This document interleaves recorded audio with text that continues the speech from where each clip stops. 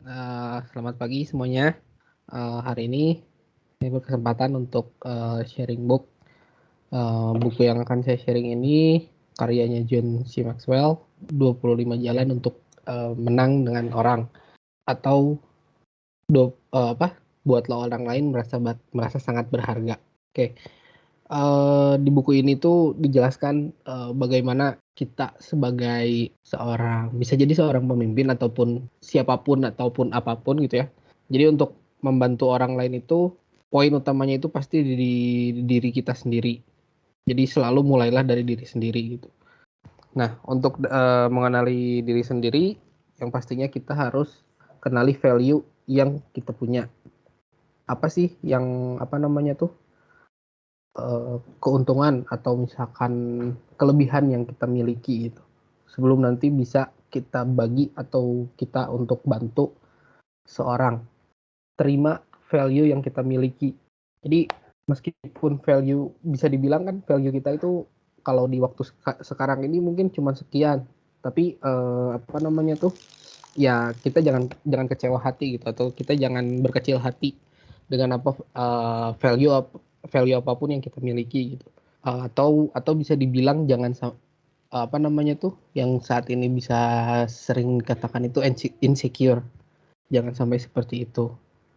Nah, kemudian kita bisa dengan tingkatkan value yang kita miliki. Nantinya akan lebih baik lagi gitu.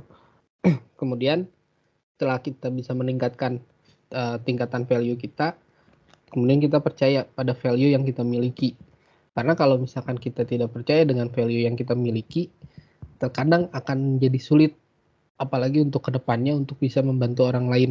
Bagaimana bisa kita bisa membantu orang lain, tapi kita sendiri saja tidak percaya dengan value yang kita miliki.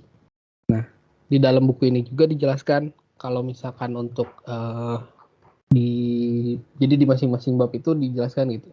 Si John C. Maxwell ini kalau misalkan kita ingin mengimplementasikannya ke dalam hidup, ada 4 cara gitu untuk bisa kita implementasikan. Yang pertama, lupakan. Nah, untuk yang mulailah dari diri sendiri itu, kita harus melupakan segala hal yang membuat Anda tidak percaya diri. Itu tadi. Jadi bisa jadi dari terima value yang kita miliki, atau bahkan kalau di sini sih orang-orang yang mengkritik kita, atau mungkin bisa dibilang kayak mungkin kayak semacam, mungkin kalau rasis terlalu kasar kali, tapi mungkin mirip-mirip ke sana. Nah, itu kalau bisa sih jangan dihiraukan gitu. Kemudian yang kedua, tanyakan bagaimana saya bisa meningkatkan value agar bisa bermanfaat untuk orang lain juga gitu, tidak hanya untuk diri sendiri. Kemudiannya lakukan atau do it. Jadi kita harus biasakan untuk membuat daftar hal-hal yang dapat Anda tingkatkan untuk value, bersamaan juga dengan langkah-langkah yang kita bisa ambil untuk perbaikan diri kita itu. Kemudian yang terakhirnya ada ingat. Nah, untuk ingat ini ya, di bab ini pun dijelaskan satu gitu. Jadi kalau misalkan kita ingin bisa membantu orang lain itu, yang pasti fisik kita itu harus sehat. Kalau misalkan kita tidak sehat, bagaimana mungkin gitu kita bisa membantu orang lain. Itu makanya di sini ingat, hubungan Anda bisa sehat sama seperti dirimu yang saat lagi sehat. Tuh. Kemudian di salah satu bab lainnya yang sangat mengena di hati saya itu, yang pasti dorong impian orang lain. Helping others grow, sama seperti slogannya kita. Oke. Nah, untuk bisa membantu membantu untuk membantu orang lain dalam mencapai mimpi mereka itu ada beberapa step gitu, atau pilihan yang John C. Maxwell ini kasih gitu. Yang pertama itu minta mereka untuk berbagi mimpinya yang pasti, karena bagaimana kita tahu gitu kalau misalkan kita bisa membantu kalau kita nggak tahu si tujuan mimpi mereka itu akan kemana. Kemudian yang kedua, tegaskan orang tersebut terkait mimpinya. Maksudnya gimana? Jadi saya ingat kayak misalkan Pak Indra tuh, pada saat awal masuk itu kan kita selalu dikasih neo. Nah, di dalam neo itu kan kita selalu ditanyakan tuh, mimpi kita tuh atau goals yang akan kita tuju itu apa tuh? Baik untuk berapa bulan ke depan, 2 tahun, 5 tahun, atau bahkan berapa puluh tahun ke depan itu seperti apa. Nah, itu kan harus jelas ya. Jangan sampai kata-katanya itu tanggung gitu. Untuk yang ketiga, tanyakan tantangan yang harus dihadapi untuk mencapai mimpi tersebut. Itu tadi gitu. Kalau misalkan si tujuannya sudah jelas, kemudian apa namanya tuh istilahnya visi misi untuk ke mimpi atau goals tersebut itu udah jelas, harusnya udah bisa terlihat gitu. Apa aja tantangan yang harus dihadapi untuk mencapai si mimpi itu. Nah, kemudian baru kita tawarkan bantuan yang kita bisa bantu gitu. Untuk poin berikutnya itu, tetapkan setiap hari menjadi mood booster, atau kita selalu ingetin gitu, atau kita selalu apa namanya tuh semangatin gitu teman kita yang ingin kita bantuin itu untuk mencapai mimpinya, jangan sampai dia kehilangan fokusnya di tengah jalan sehingga si mimpi tersebut itu tidak dilanjutkan, atau bahkan ya udah gitu hilang aja si goalsnya itu, karena entah mungkin dia kecewa, atau entah apa namanya tuh, entah mungkin dia sedang tidak bisa dijalankan si mimpinya, atau gimana pun itu ya sebisa mungkin kita bantu dengan menyemangatinya. Nah, untuk apa namanya tuh implementasi di dalam hidupnya, yang pertama itu, nah ini tadi sama seperti yang ada di bab pertama itu ya, kita jangan sampai mengingat atau apa ya, menghiraukan kritikan-kritikan mimpi orang lain. Oke, mungkin mimpi ini terlalu besar, tapi apa namanya tuh ya, kita bisa gitu, karena kan itu tadi, karena kita sudah tahu visi misi untuk mencapai si mimpi tersebut, ya orang lain nggak akan tahu gitu bagaimana kita akan menjalankannya. Karena ya yang seperti kita tahu, orang-orang tidak akan bisa jarang ada orang lain itu yang bisa melihat proses gitu. Mereka hanya tahunya hasil hasil hasil. Dari sini sih siapa yang bisa saya bantu dorong impiannya.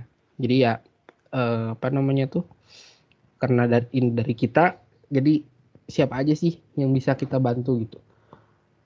Mungkin di hari ini si A, kemudian di besok si B. Tapi jangan sampai kita cuman istilahnya terus besoknya dengan si B.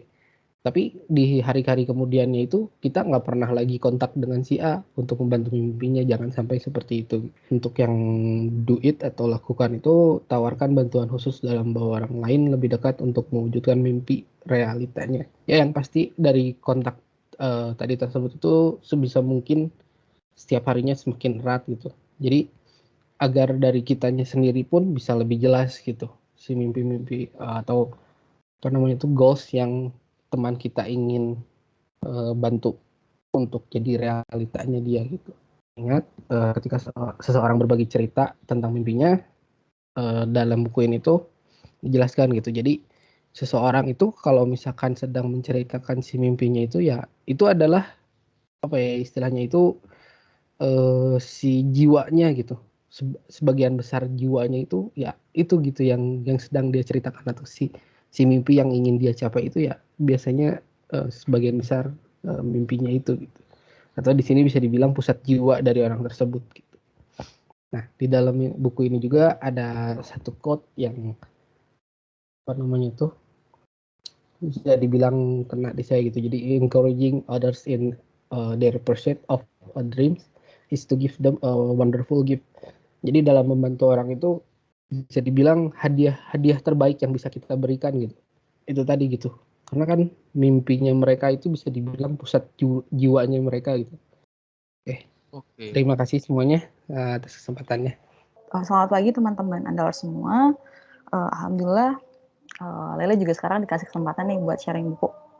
Nah, sesuai dengan yang ada di screen teman-teman, itu judul bukunya Grit, yaitu kekuatan passion sama kegigihan karya Angela Duckworth. Nah, sebenarnya yang ingin Laila sharing di buku ini pengen kayak sharing poin-poin yang Laila dapetin setelah baca bukunya ya. Nah, sebelum Laila sharing poin-poin penting itu apa yang mungkin bisa memotivasi diri Laila sendiri. Nah, Laila pengen introduce dulu nih, sebenarnya siapa sih Angela Duckworth ini gitu. Terus yang melatar belakangi kenapa dia bikin buku berjudul Grit ini. Si Angela Duckworth ini yaitu seorang psikolog yang waktu muda pernah dibilang kurang pintar sama ayahnya. Karena nggak kelihatan bakat pinternya gitu. Terus suatu hari dia dapat beasiswa yang nggak semua orang mampu dapetin beasiswa tersebut. Beasiswa ini bernama beasiswa MacArthur. Yang normalnya bukan orang apply buat daftar dan dapetin beasiswa ini gitu. Namun terdapat orang-orang khusus yang diutus untuk mencari seseorang yang bervalue, yang memiliki pekerjaan penting atau pekerjaan yang kreatif.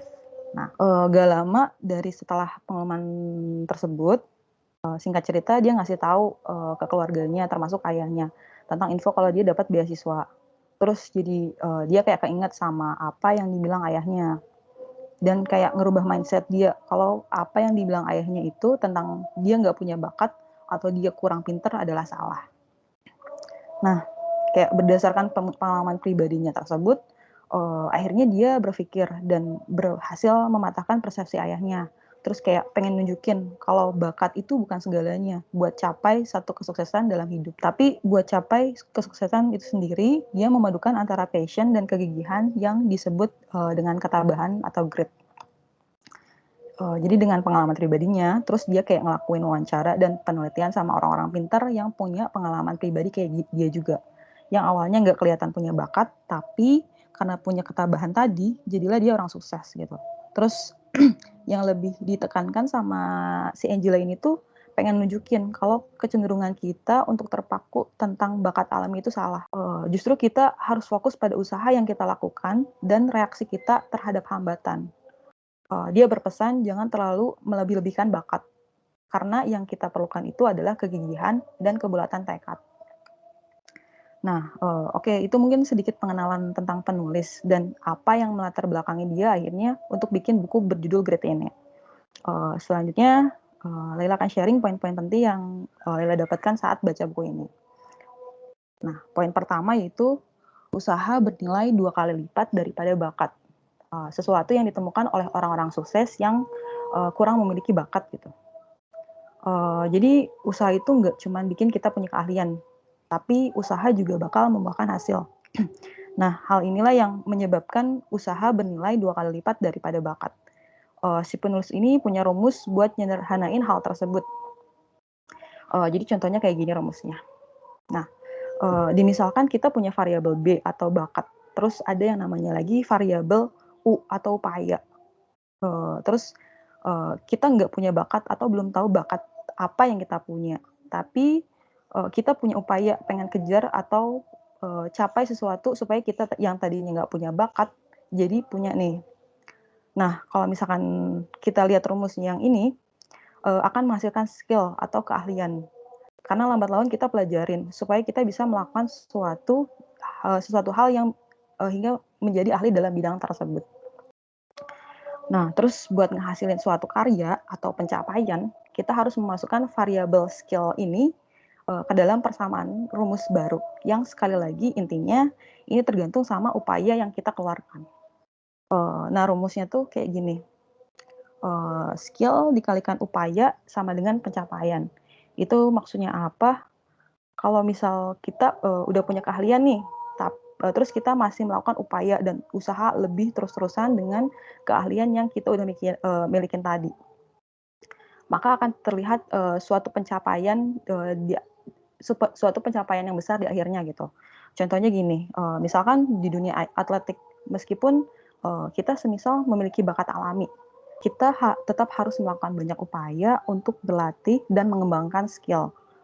Jika kita ingin meraih medali emas terus dalam olimpiade, pastinya kita akan benar-benar membutuhkan upaya luar biasa agar kita bisa sampai ke sana supaya meraih medali tersebut gitu. Nah, terus masuk ke poin yang kedua, yaitu dengan membuat cita-cita level rendah dan terus konsisten melakukannya. Kita bisa merealisasikan cita-cita jangka panjang kita dan membuat mimpi kita serasa terus hidup. Kita sering dengar pepatah bilang kita harus melakukan apa yang kita cintai. Tapi sebenarnya yang lebih penting kita harus tetap berkomitmen untuk terus melakukan apa yang kita cintai gitu. Nah, cara bagus agar kita tetap menjaga level upaya kita dalam mencapai tujuan yaitu tadi dengan membuat tugas-tugas kecil harian dan menentukan cita-cita level rendah yang harus kita capai dahulu sebelum kita berhasil meraih cita-cita yang lebih tinggi lagi. Jadi ilustrasinya contohnya kayak gini teman-teman. Misalkan kita pengen jadi dokter nih. Nah, sebelum jadi dokter itu kan kita misal harus belajar dulu untuk masuk ke kampus yang jurusannya kedokteran. Nah, setelah kita masuk ke kampus yang jurusannya kedokteran, udah berhasil masuk nih dengan ujian-ujiannya, dengan tes yang segala kita ikutin. Nah, setelah kita masuk, kita ikutin kelasnya, terus kita kayak ngerjain tugas-tugasnya supaya kita dapat nilai yang bagus. Dan akhirnya tujuan dari akhir kuliah masuk ke dokter itu adalah lulus dulu. Nah, setelah lulus baru kita bisa ngeset cita-cita kecil selanjutnya setelah lulus itu ngapain aja dan terus-menerus hingga mencapai level yang lebih tinggi lagi. Gitu. Nah, terus ada poin yang ketiga yaitu sangat penting untuk memilih pekerjaan apa yang menarik bagi kita. Jadi dalam buku ini tuh disebutin ada sebuah survei yang dilakukan oleh Gallup tahun 2014. Jadi dia bilang 2/3 dari seluruh pekerja di Amerika Serikat nggak ngerasa termotivasi dalam pekerjaan mereka. Kebanyakan orang bilang kalau misalkan pekerjaan itu bosenin gitu. Pekerjaan mereka masing-masing itu bosenin. Ternyata cuma 13% dari pekerja bilang kalau misalkan mereka benar-benar terlibat dalam pekerjaan mereka dan merasa puas, cuma 13%. Nah, dari data tadi tuh sebenarnya kayak nunjukin fakta sederhana gitu. Nggak penting seberapa besar kegigihan yang kita milikin, kalau kita ingin tetap ngerasa selalu termotivasi, penting untuk melakukan suatu pekerjaan yang menarik bagi kita. Jadi kita tuh harus nyari pekerjaan yang menurut kita menarik. Jangan sampai kita menjalankan pekerjaan yang menurut kita sendiri itu beban. Terus nextnya di poin keempat yang bisa diambil itu adalah cermatlah dalam cara kalian berlatih. Berlatih dengan keras itu bisa buang-buang waktu. Kalau misalkan kita nggak berlatih secara cermat. Orang-orang yang berlatih itu kayak selalu lebih sukses dalam menguasai sebuah skill baru daripada orang yang tidak melakukan upaya berlatih sama sekali gitu. Terus kayak disebutin di dalam buku ini tuh menurut pakar psikolog kognitif Anders Ericsson, kunci dari kesuksesan ini adalah kecermatan dalam latihan. Terus contohnya misal kita pengen kayak jadi seorang yang pekerjaannya itu desainer baju nih, tapi kita nggak punya basic skill ngejahit atau desain baju gitu. Ya kita harus berupaya kayak lebih berupaya lebih gitu, kayak kita ikutan jahit atau misalkan latihan gambar terus dibimbing khusus sama orang-orang yang udah ahli di bidangnya sampai kita benar-benar bisa latihan dan ngejalanin latihannya itu sendiri terus-menerus secara konsisten sampai kita benar-benar ahli dan bisa ngejalanin terus kayak ngasih bimbingan juga ke orang lain gitu. Di poin yang terakhir yaitu menemukan tujuan dalam pekerjaan kita adalah sebuah motivator terbaik, namun menemukan panggilan jiwa kita membutuhkan waktu. Sebenarnya kayak hal biasa ketika suatu saat kita harus melakukan sesuatu yang tidak kita sukai atau kemungkinan kita akan menunda-nunda melakukan tugas yang menurut kita tuh ngerepotin gitu. Nah, dalam buku ini disebutin cara terbaik dalam menghindari kebiasaan menunda-nunda itu adalah dengan menemukan tujuan dalam pekerjaan kita.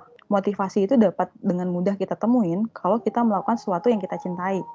Tapi sebenarnya ini kayak relate sih sama tadi quotes-nya punya Azwar di ending kalau misalkan ketika kita membantu hal orang lain atau misalkan bermanfaat orang lain tuh kita bakal kayak ngerasa puas gitu. Nah, di buku ini juga disebutin kalau misalkan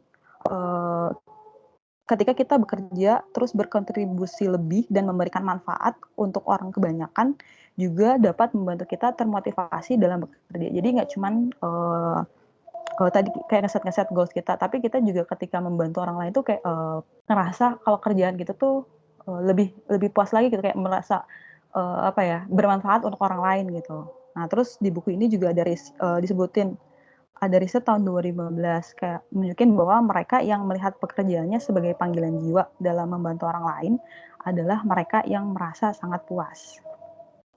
Gitu teman-teman. Nah, terus pesan utama dalam buku Grit karya Angela Duckworth ini adalah gini, memang benar jika kita harus mengerjakan sesuatu yang kita cintai, tapi faktanya adalah kita pasti akan menemui jalan yang penuh halangan dalam prosesnya.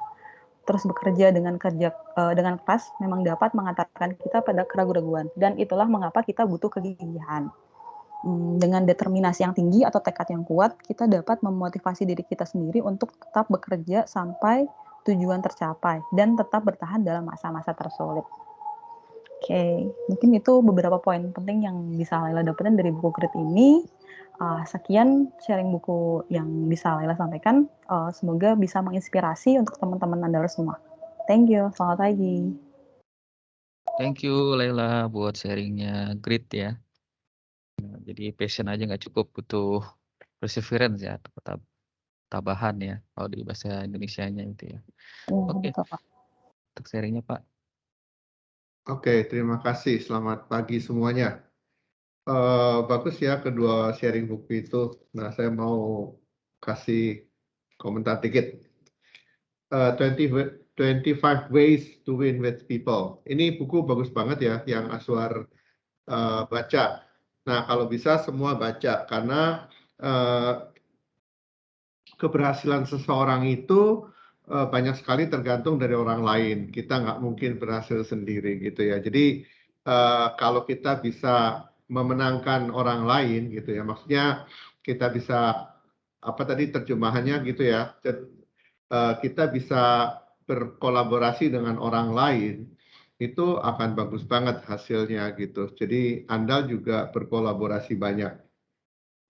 Nah, tadi di awal dikatakan tentang values. Ya, jadi values ini benar sekali gitu. Kadang-kadang kita sama orang tidak nyambung gitu ya. Nah, itu karena value yang berbeda. Jadi kita harus sama value-nya. Nah, nanti di sharing saya akan banyak bicara tentang value gitu ya. Jadi value seseorang itu penting banget, perlu kita gali.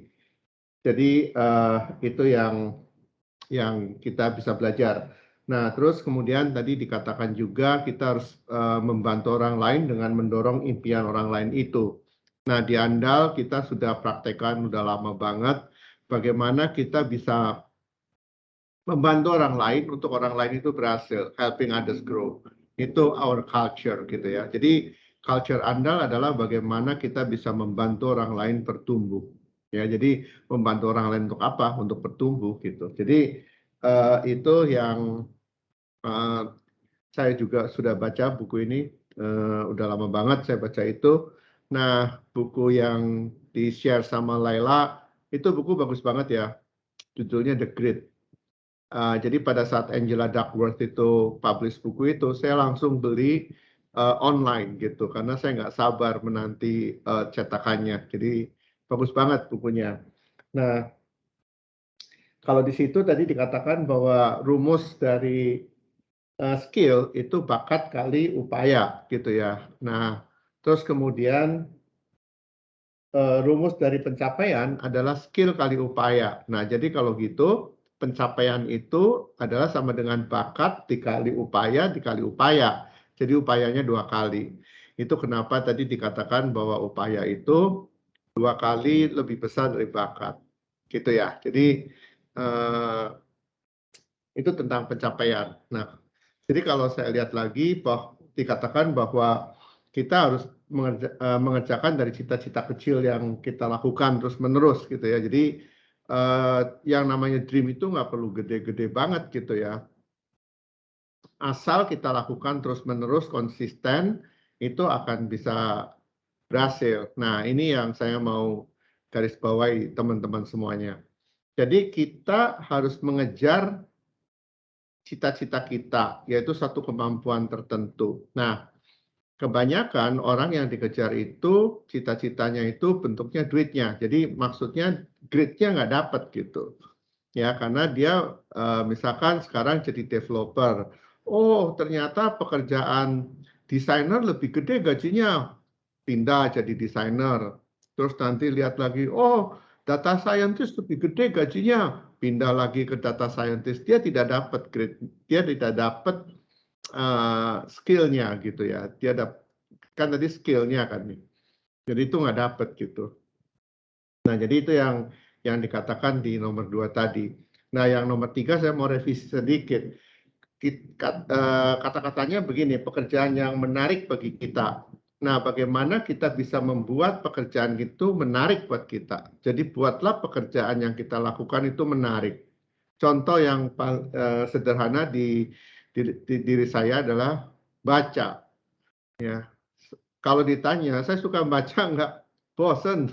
Apalagi kalau lihat buku tebel, aduh, itu saya udah, tapi saya nggak boleh ngeluh kan. Jadi saya lihat ya udah. Tapi kemudian kenapa saya mau baca gitu? Karena saya merasa bahwa kalau saya baca buku itu, saya punya knowledge, kemudian saya bisa mengembangkan andal gitu, dan saya bisa membantu lebih banyak orang lagi. Nah, jadi saya membaca buku tujuannya adalah saya punya goal besar. Nah, kalau kita mengerjakan sesuatu, kita tahu goal besar kita, pastinya itu akan menarik buat kita. Saya kemarin baru cerita sama si Christian, saya baca buku Balance Scorecard sama Strategy Map itu tebel-tebel banget. Saya selesaikan dalam waktu 3 minggu tuh 2 buku, selesai baca. Benar-benar saya baca, saya ringkas gitu, dan saya mengerti maksudnya apa gitu. Jadi kenapa bisa begitu? Karena saya dipaksa gitu untuk dapat meeting, saya harus menyiapkan bahan dari situ gitu. Jadi saya harus ngerti banget. Kalau enggak, gimana caranya gitu? Nggak bisa gitu kan. Jadi itu yang mendrive saya. Saya nggak suka baca buku sebetulnya. Saya lihat buku tebel aja udah, aduh tebel gitu ya. Tapi saya punya hal lain gitu di balik itu. Maka saya mau baca gitu ya teman-teman ya. Nah, cermata dalam berlatih. Maksudnya gini ya, kalau orang-orang itu harus tahu detail gitu ya, explore detail. Nah, itu penting banget gitu. Nah, waktu kita mengerjakan sesuatu, yang paling penting sebetulnya, kemarin di Dapat Meeting, Christian share buku namanya Start with Why. Nah, jadi kalau kita melakukan sesuatu, kita harus banyak bertanya. Kenapa nih bisa begini? Kenapa ini begini? Kenapa itu begitu? Gitu. Jadi waktu saya membaca buku itu, saya bertanya-tanya gitu. Nah, kenapa bisa begini ya? Kenapa bisa begitu ya? Why? Why? Why? Maka pada saat saya membaca, kemudian saya akan mendapat intinya gitu. Kenapa seperti itu terjadi? Jadi pada saat kamu bekerja juga sama. Pada saat kita diskusi juga sama gitu. Nanti kita akan mendapatkan sesuatu. Nggak usah khawatir diandal gitu ya, tanya gitu ya. Jadi saya kalau ditanya rasanya nggak pernah marah-marah, dan saya percaya Dephead di andal kalau ditanya juga nggak pernah marah-marah gitu ya. Kalau nggak bisa jawab dia akan bilang ya saya nggak bisa gitu. Jadi nggak usah sungkan bertanya, karena di kita belajar di kampus biasanya kalau bertanya sering diomelin sama dosen karena dosennya nggak bisa jawab gitu ya. Nah, jadi kebiasaan itu sampai tempat kerja terus-terusan gitu. Jadi kita perlu hilangkan itu. Ya. Kita perlu bertanya gitu ya. Jadi gitu teman-teman. Nah, yang terakhir tadi menemukan tujuan dalam pekerjaan kita. Jadi waktu kita mengerjakan sesuatu itu sebetulnya kita lagi bangun apa ya gitu. Nah, kalau kita membangun sesuatu yang bermanfaat, sesuatu yang besar gitu ya, itu kita akan semangat sekali. Gitu teman-teman. Nah, jadi Grit bagus banget. Ini buku udah lama ya, jadi it's a very good book. Baca deh. Itu di situ resep-resep orang sukses tuh ada di Grit. Bukan orang pinter ya. Saya banyak teman-teman yang juara kelas tapi ternyata hidupnya ya biasa atau kadang susah gitu. ya karena dia merasa pinter, dia nggak punya passion gitu, dia nggak punya kesabaran, ya, dia nggak punya kesabaran untuk melakukan sesuatu, nggak dapet gitu. Gitu teman-teman. Thank you Laila dan Aswar, bagus banget sharingnya, luar biasa gitu ya.